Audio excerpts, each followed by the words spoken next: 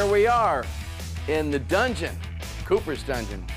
We have got some ghosts in here. I bet there's some stories in here. It's hot down here too. Yes, it is hot down here. It's hot in Phoenix, period. Yeah. But I mean, especially down here because, you know, like you said, it's paranormal down here. You look exactly the same, Alice. Well, I'm telling you. We got that down, me and you. Yeah. Well, you more than me, I think, because it's like when I was in Montrose at the very beginning, and Shep, your manager, the Supermensch, we interviewed him to manage us, and I was a big fan. We chose him to say, hey, we think he'd manage us because of you. And seeing you for the first time back in the early 70s and seeing you now, to me, you look exactly the same. You know, I feel the same, except that I was drunk then. Well, I don't think you were quite that drunk. Yeah, were you in the very beginning? You know, it was funny. I was the most functional alcoholic on the planet. You never knew I was drunk. No, not in the beginning. I was Dean Martin. Yeah, I mean, I was that golden buzz that kind of went on. I came up with the Jimi Hendrixes and the Jim Morrisons. They were our big brothers. Yeah. And you had to drink with them. You couldn't just sit there and, you know, have a Coke. You had to drink with these guys. Yeah.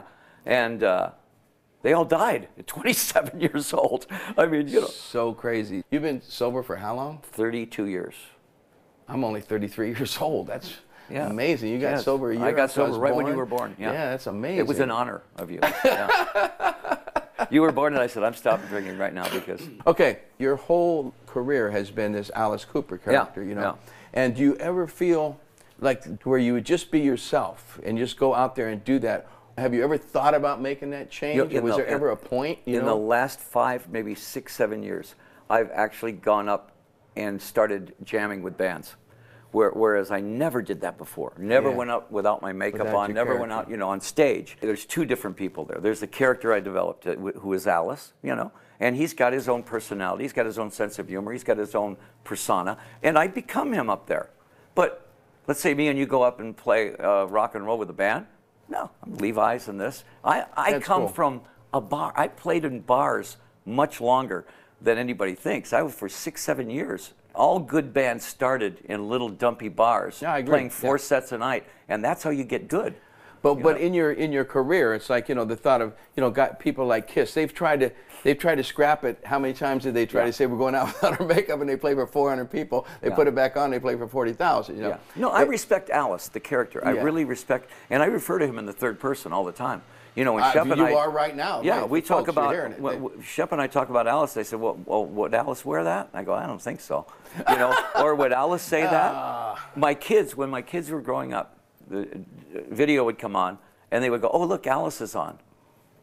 And I would go, oh, yeah, look. They know I play Alice, but they've never seen Alice at home. Something else that I've always been tripped out on you is that you was such a villain. You know, me growing up, I mean, we're the same age, but I like say you made it before me, so I'm looking up to you like, wow, look at this guy. I mean, I didn't know if you were real or not. I thought you were probably real. As a matter of fact, I thought this guy's really a freaking evil bastard, you know, here. And then all of a sudden you show up on the Hollywood Squares, and I did not like that. Well, a lot of fans didn't like it. What it was I said, it freaked me out. I love to put Alice in places he didn't belong. So I purposely did Hollywood Squares. I did hanging out with Groucho Marx. Yeah, I love Groucho Marx. Taking pictures with all the wrong people. Yeah, but I mean, I wanted to make Alice part of that Hollywood scene, only still doesn't fit. But do you think that it hurt your family? I don't know about your career at that point. There was a career dip there because... With record sales or with the live performance? It was right when the disco plague happened. Well, yeah, that took a bite out of a lot of people. It took all of us hard rock guys and set us way back, and they'd only play our ballads. I'm impressed now, but like I said at the time, I thought, oh man, this is bullshit. Show. I mean, I was over you. Not like I hate this guy. We just like, he's a phony. You know what I mean? Yeah, it was a calculated risk. It really was. Yeah. And the thing about it was Shep and I talked and said, do we want to just leave Alice alone and just say, well, that's over? We never once made a record that wasn't a hard rock record. Every record we made was hard rock. Do you ever feel like a hypocrite in any way about, you know, with this alter ego that, you know, this guy that you are, this Alice character that is a villain and a dark guy, and some young kids taking that serious? And my favorite rock star is still Alice Cooper. You're okay with all that? Yeah. But the character, Alice Cooper, is still my favorite rock star. You're still okay with him. And what do you do to balance that in your real life? Philanthropy of some kind, or you take care of kids, you have a foundation? I'm Christian. Yeah. I go to church every Sunday. I Bible study. Yeah, but do you go to like ask for forgiveness or do you go Oh yeah, all the time. If you're a Christian, you're asking for forgiveness all the time. Sunday. You spend all your time asking for forgiveness when you're a Christian. But you know, I think people have the wrong focus on Christianity. It's, you know, it's a one-on-one relationship with Christ. That's what it is. Yeah. It's not what you see on television and church with this and that and that. That happens and everything. That's great. But it's a one-on-one relationship, and it doesn't interfere with Alice Cooper. I mean, there are songs I won't do now. But 18, school's out. I mean, all the horror songs are fun. I mean, you know, there was nothing ever satanic about Alice Cooper. Bucket list. What do you want to do? What's in you? I would love to see an Alice Broadway play. Ooh. You know, with somebody else playing me, but with me telling the guy playing me how to play Alice. Because there's a great story there. There is a great story. I can see that in a second. But I mean, what about outside of your musical thing? Do you have like, you know, you want to save the world in some kind of way? Do you want to build a building? We are never going to run out of kids in trouble. Yeah. We are never going to run out of teenagers in trouble. And the Solid Rock Foundation, the thing that we started 14 years ago, I said, what is the one thing, if you take a kid from the worst ghetto and a kid from the greatest house in Beverly Hills and put them in a room, what are they going to talk about? Who are you listening to? What's music? What's your music? So if that's the common denominator, take that 15-year-old kid that's already born into the gangs. Mom and dad are both in gangs. And they're arguing about which gang he's going to be in, not if he's going to be in a gang. And that kid goes, I want to play guitar, though. Well, we opened that place for him to play that guitar. And you have musical instruments and things? They learn guitar, bass, drums, everything free. And so we get 25, 30 kids a day in there. 100 kids, 150 kids a week that are religious about showing up. And it's a Christian nonprofit, but we're not beating them over the head with the Bible. We're not doing anything. We're just saying, play rock and roll. Yeah.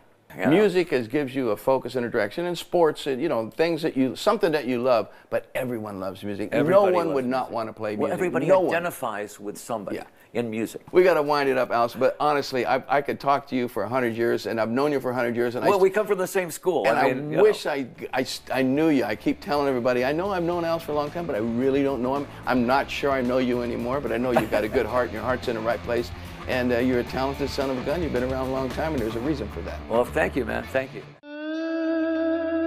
First of all, we are here now at the Musical Instrument Museum. This is a place that I've been told by some of my buddies that you got to see this because I'm a guitar player, and they have more guitars and more weird guitars and stuff here than you've ever seen in your life. So we're going to meet one of the curators, and he's going to show me around, make sure I see all the good stuff. Come on, I want to show you too.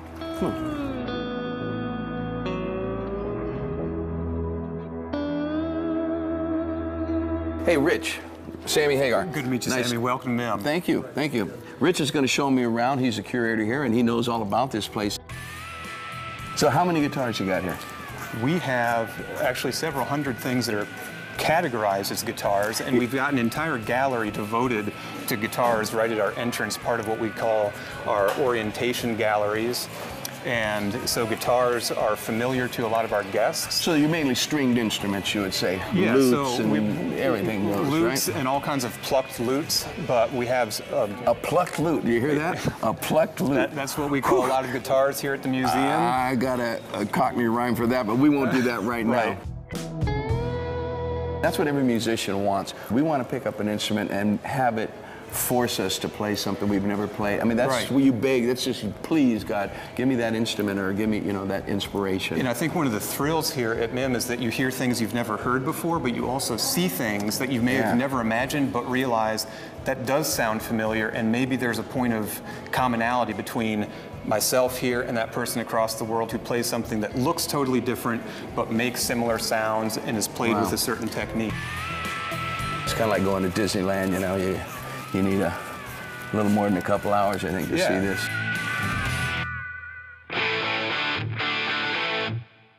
Fender.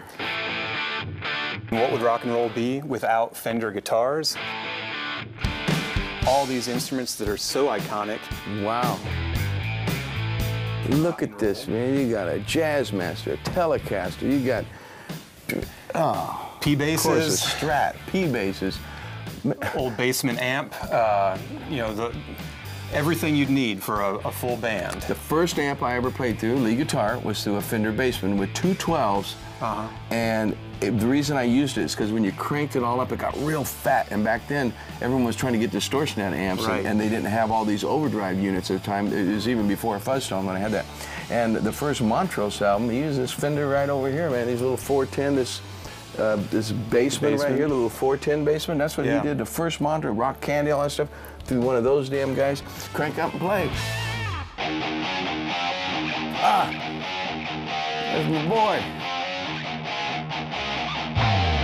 My buddy. One of the most rock and roll people there ever was, Alice Cooper. We're very proud. And still is. We're very proud to have Alice Cooper here in the museum. We see half the people come up and just say, oh, wow, Alice Cooper, who don't realize he's a local. Yeah, and that's what we're here for. That's why I'm here. I'm going to go see Alice, and we're going to find out more about him than he's revealed so far. In the meantime, we'll just go with the legend for now. Right.